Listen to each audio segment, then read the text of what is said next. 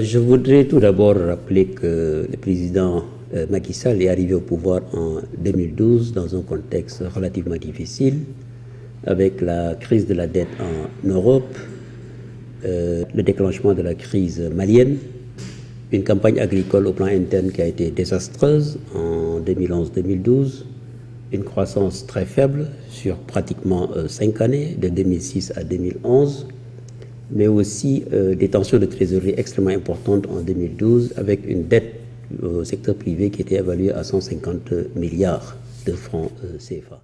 Je rappelle aussi que la demande sociale était très importante, avec un coût de la vie jugé très élevé.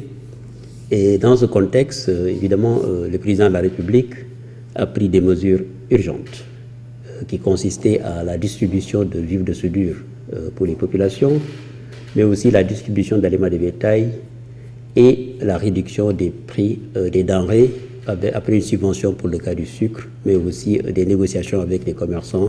Mais ces mesures de court terme, évidemment, ne suffisaient pas. Donc le président a initié une réflexion qui a donné naissance au plan Sénégal émergent, qui est aujourd'hui le seul référentiel en matière de politique économique et sociale.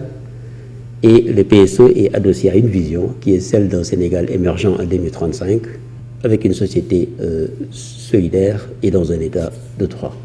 Après près de 4 années de mise en œuvre du PSE, on peut dire aujourd'hui qu'on a des résultats très très forts, appréciables, qui sont salués un peu partout, en particulier la croissance. Aujourd'hui, le Sénégal fait partie des économies africaines qui affichent les taux de croissance les plus élevés. Depuis 2015, donc sur 3 années consécutives, nous avons enregistré une croissance de plus de 6%, ce qui est quand même une nouveauté parce que depuis 1980, jamais le Sénégal n'a aligné une croissance de 6% sur 3 années successives. Cette croissance était tirée pour l'essentiel par l'agriculture, les transports, les bâtiments et travaux publics, le secteur touristique, mais aussi le secteur financier. Au plan des prix, l'inflation est restée très faible. Je rappelle qu'en 2011 de 3,4% et depuis 2013-2014 jusqu'à maintenant, l'inflation ne dépasse pas 2%. Pour juste une illustration, quand on prend les prix des denrées de première nécessité, le prix du kilogramme de riz brisé qui était vendu à 448 francs CFA en moyenne en 2012 coûte aujourd'hui 295 francs CFA. Le prix du litre d'huile végétale qui en 2012 coûtait en moyenne 1561 francs coûte aujourd'hui 1440 francs. Et le prix du sucre raffiné, du kilogramme de sucre raffiné, qui coûtait effectivement 666 francs en 2012, vaut aujourd'hui 608 francs. Et enfin, le lait en poudre, qui coûtait en moyenne 3071 francs le kilogramme en 2012, coûte aujourd'hui 2933 francs. Donc, sur les prix des denrées de première nécessité, nous avons effectivement enregistré des baisses tout à fait significatives.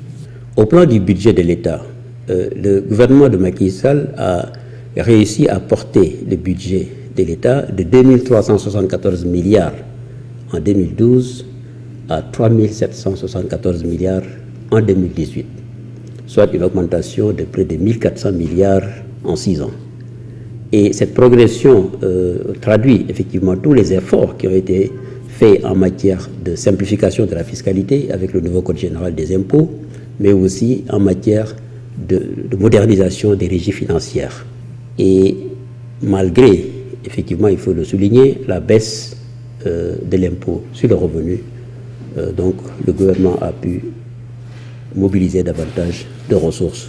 L'investissement public est passé de 827 milliards en 2012 à 1227 milliards en 2018 et au même moment, les dépenses publiques ont été fortement assainies et bien maîtrisées, de telle sorte que le déficit budgétaire est passé de 6,7% du PIB en 2011 à 3,7% du PIB en 2017. Ces investissements importants peuvent être illustrés à travers les résultats fort appréciables que nous avons obtenus en matière d'amélioration de l'environnement des affaires, en particulier dans le secteur de l'électricité, où la puissance installée est passée de 854 MW en 2012 à 1024 MW en 2017.